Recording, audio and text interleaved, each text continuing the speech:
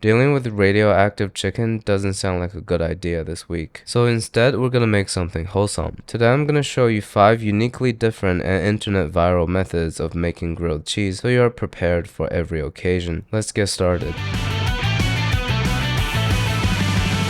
Our first recipe is also the most controversial grilled cheese recipe in human history. It is the infamous Gordon Ramsay grilled cheese, aka the real idiot sandwich. Not only is the comment section more ruthless than my Instagram, Moist Critical even made a dedicated video to roast him. I want to give Gordon the benefit of the doubt, so today we'll recreate it and rate it 1 through 10. So let's follow the video and prepare the ingredients. These incredible cheesies, a Romano with pepperberry and Asiago.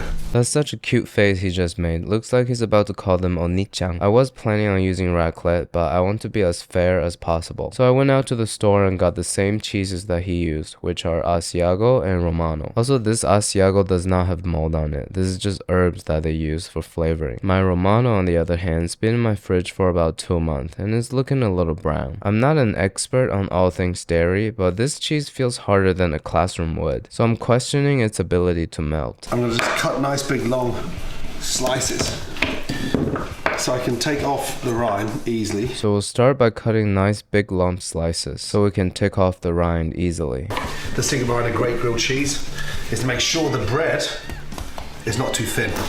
Now we'll cut 2 slices of bread, making sure it's not too thin. A bit of butter, okay? And always butter heavily on the outside. And now a little bit of butter, and I should have left the butter outside in advance. Season the outside with some salt. Alright, this cold butter is way too hard to work with, so I'm gonna use this garlic butter we made a couple days ago. Give it some extra flavor, and look how smooth it is. Smooth like butter. Layer your cheese. Now we're layering the cheese just like Legos, not because we're playing with shapes, but because they feel like plastic. The secret behind this grilled cheese is a little bit of kimchi. It might sound a little weird on paper, but I really believe that kimchi tastes good with everything, except for chocolate. Fold that over, and then from there, push that down. Fold that over, and from here, we'll press it down. Great, my hand is now oily for no reason. We're going to stick that in the oven. Look, a beautiful fireplace over there. Now we'll move this over to my beautiful stove. Nice and warm. Touch of olive oil in. Beautiful. When the pan's nice and warm, a touch of vegetable oil in. Beautiful. And in she goes. And now there she goes. Just pushing that down. We'll take my spatula and start pushing it down. Hiya! Turn that over. Push that down. Now we'll turn this over. Sorry if the splatter got on your face.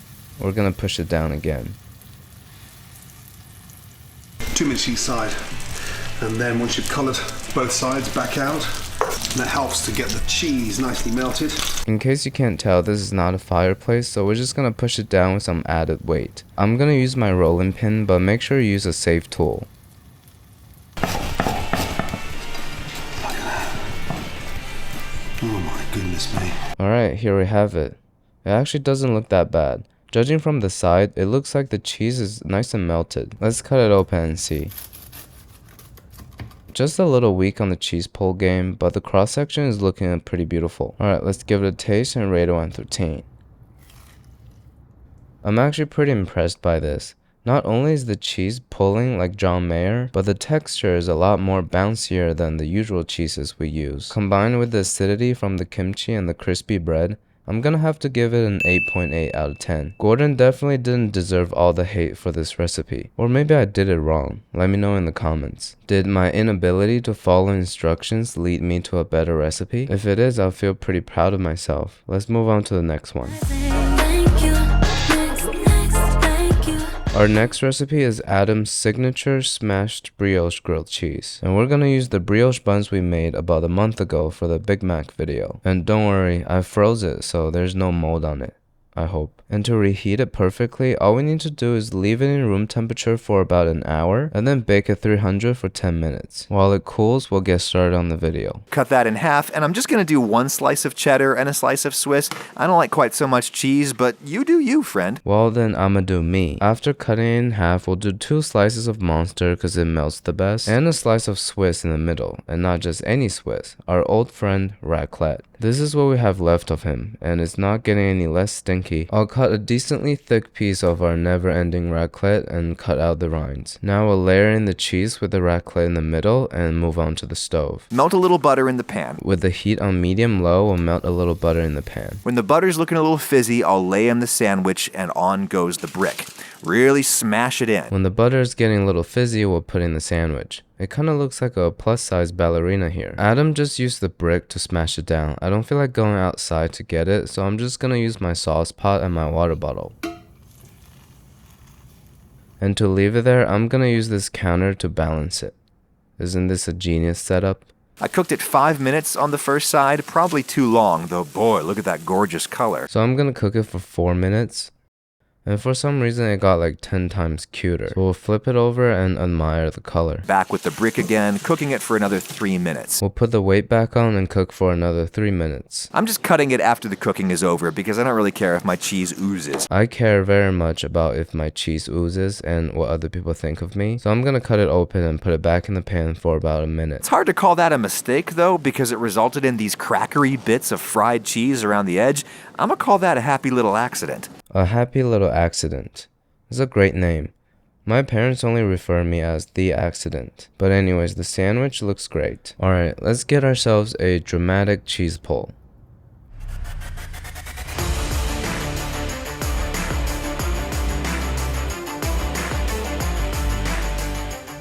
Check out this cross section. I'm super excited to taste it. Time to give it a taste and rate it 1 through 10.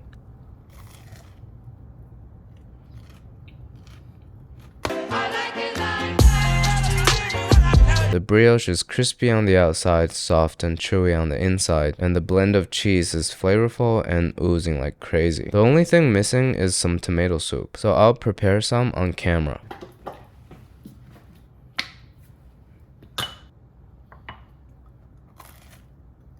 Really, nothing beats grilled cheese and homemade tomato soup. 9 out of 10. Highly recommend you guys to try it.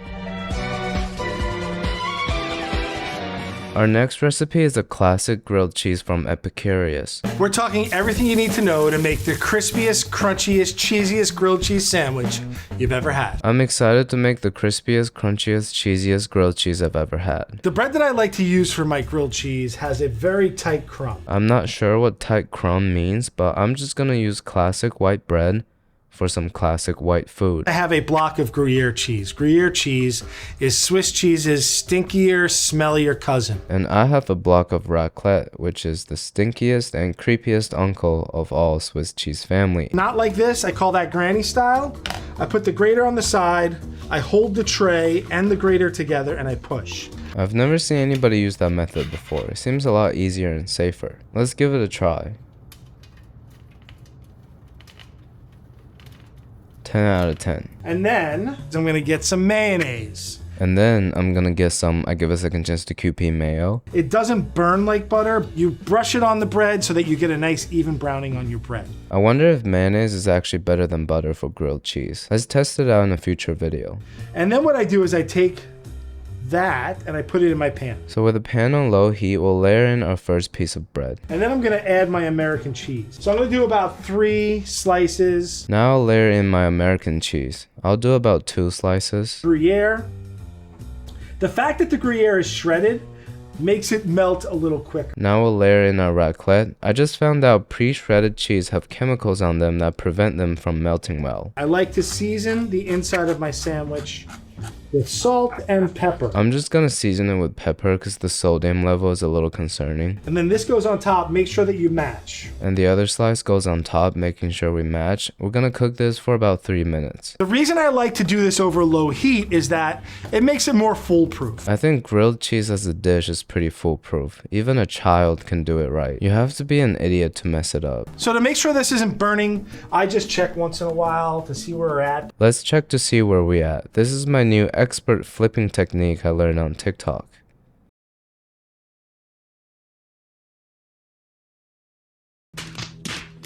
Well, I guess it's time to flip, and we're gonna cook this side for about 3 minutes. So you'll know that your cheese is starting to melt when you try and pull this top piece of bread off and it sticks, right? So as you can tell, I cut it open for a better cheese melt, and the other side is not burnt at all. Let's split it open and inspect its cheese pull. Oops, not showing this side.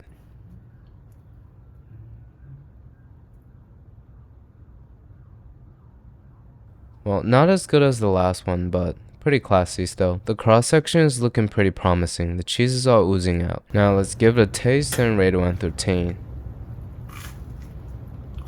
Very classic flavor, and the American cheese gives it that nostalgic taste. I'm not a big fan of the mayo though. That sulfur smell is a little pungent. Also tastes kind of burnt for some reason. I'm gonna enjoy it with some tomato soup. Overall, I'll give it a 7 out of 10. Definitely better than average. Our next recipe is called croque monsieur, and is a French version of grilled cheese from our favorite YouTuber, Joshua Wiseman. Let's watch and follow along. Start with 1 tablespoon or 14 grams of unsalted butter. We're making half the recipe, so this is half a tablespoon of butter. I didn't expect it to be so little. That's what she said to me. Add in 1 tablespoon or 12 grams of all-purpose flour. Add in half a tablespoon of all-purpose flour. Whisk it together and let that cook for about a minute until it begins to reach a light, nutty brown. Then whisk in 1 cup or 240 milliliters of whole milk. It's kind of hard to work with when it's this little, so you have to do it with the right type of stroke. And once it's nice and nutty, it's probably time for the white cream.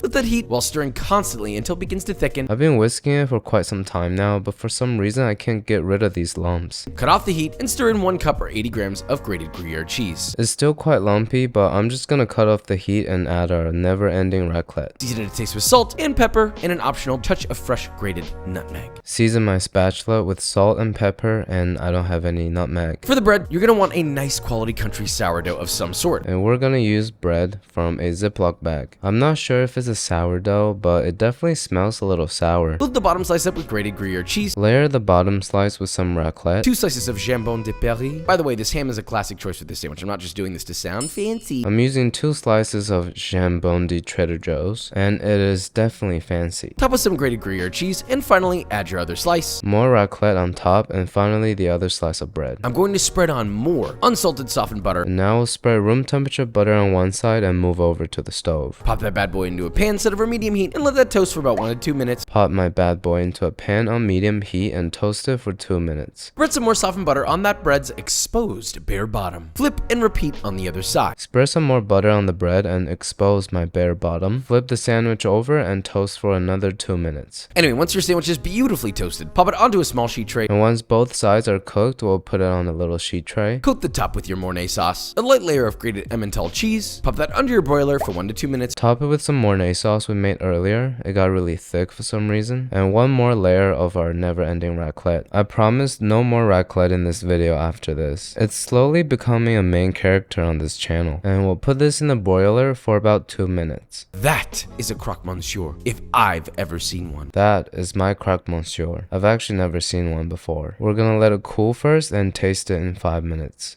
Now it's cool enough that I can grab it. Visually, it's looking glistening, also giving high cholesterol vibes. Definitely passes the sound check. Let's give it a cross-section inspection.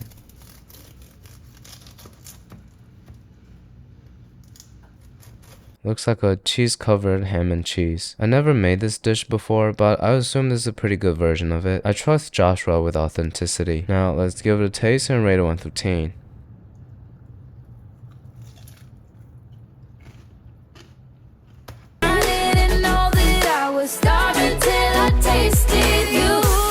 I really didn't know I was starving till I tasted this. I'm starting to question my life as to why I haven't heard of this dish till now. We only use 1 type of cheese for this dish, but the middle is soft and stretchy, and the top gets crispy and chewy. And the Mornay sauce acts as a binder to bring all these different levels of flavors and texture together. And the ham in the middle is just the maraschino protein cherry on top. Usually grilled cheese tastes like a sandwich, but this tastes like a whole dish. Overall, 9.5 out of 10. Highly recommend. Josh never disappoints.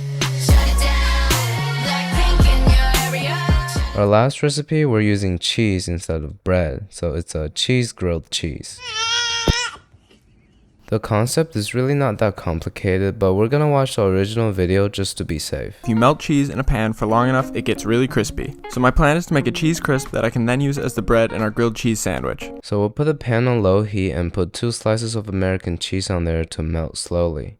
I spent 15 minutes cooking this one piece of cheese. And you need 2 pieces of bread to make a sandwich, so I had to do it all again. That's why we're doing 2 slices at once. Since it's gonna take us a long time, I'm just gonna leave it on low heat and go read a book. Who am I kidding? I'm gonna go scroll TikTok for 20 minutes. And here's a time lapse for you.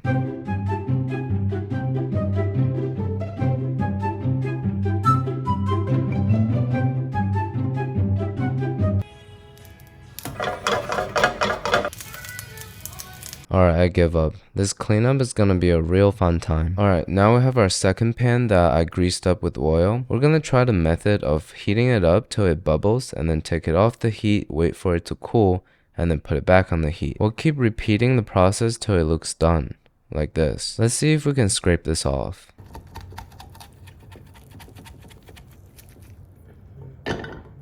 You know, I thought I can just easily unfold it, but I was wrong. You fucked up. But it's okay, we'll just wait for it to cool and scrape off this other piece.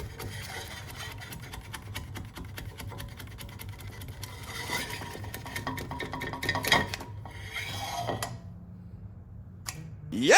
Since we only have 1 slice of bread, we're gonna have to make a half grilled cheese. We'll cut the bread in half, put in our cheese slices, and here's our sandwich. With medium heat, we'll put in some oil and immediately mess up one of the sides.